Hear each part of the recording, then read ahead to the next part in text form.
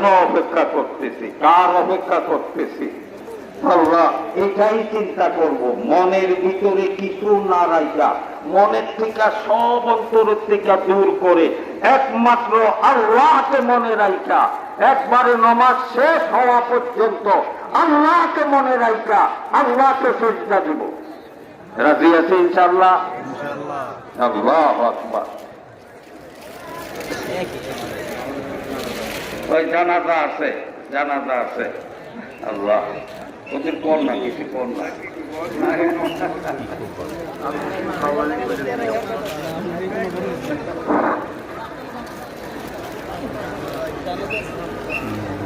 আল্লাহ,